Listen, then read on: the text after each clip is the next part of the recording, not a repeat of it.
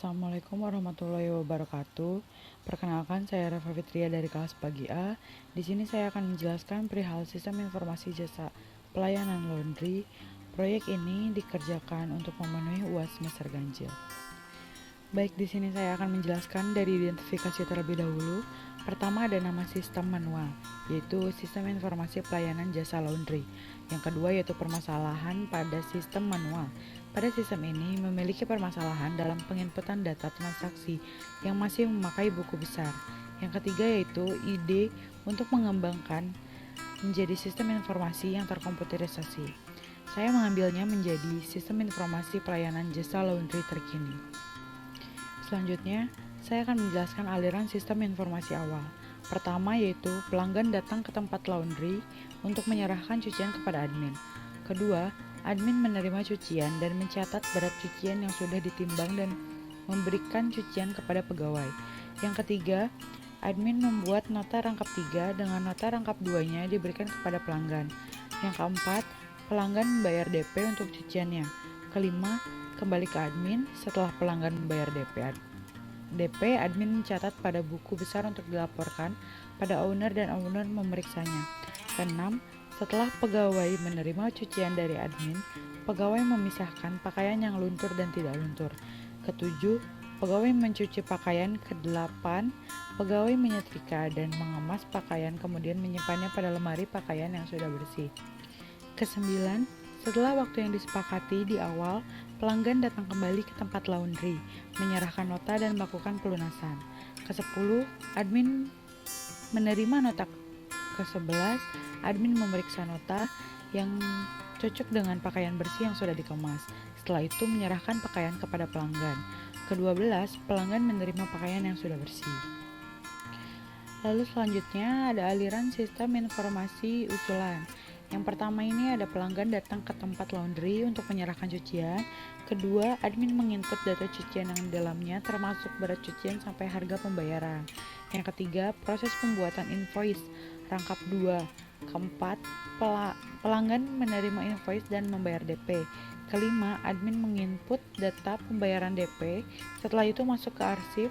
Keenam, pegawai menerima cucian dari admin. Ketujuh, pegawai melakukan proses pemisahan pakaian yang luntur dan tidak luntur. Kedelapan, setelah dipisahkan, pegawai mencuci pakaian. Kesembilan, pegawai menerima dan mengemas pakaian. Kesepuluh, pegawai menyimpan pakaian pada lemari pakaian bersih. Kesebelas, pelanggan datang kembali ke tempat laundry mengambil pakaian yang sudah bersih. Kedua belas, admin mengecek arsip data pembayaran. Ke-13, pelanggan melunasi pembayaran dan memberikan invoice untuk mencari pakaian yang sudah bersih.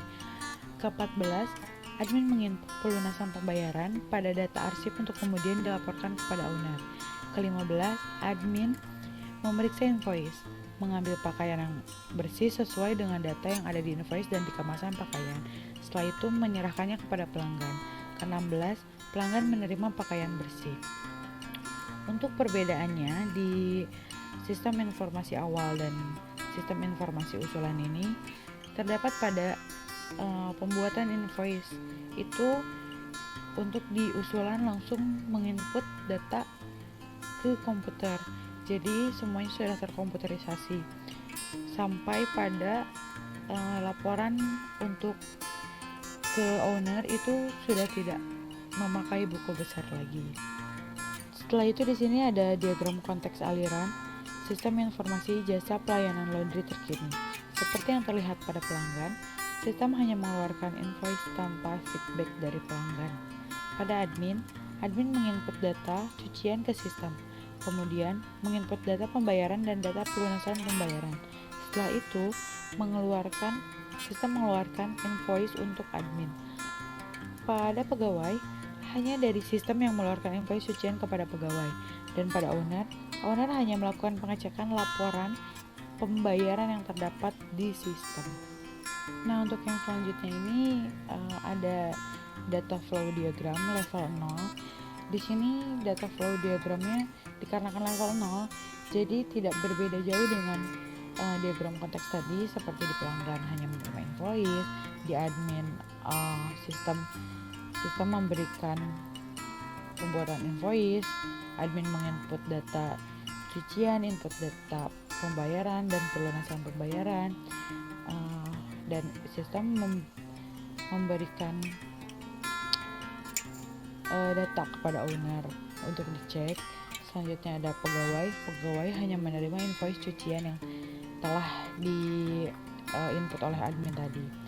Nah, mungkin cukup sekian presentasi dari saya, kurang lebihnya mohon dimaafkan.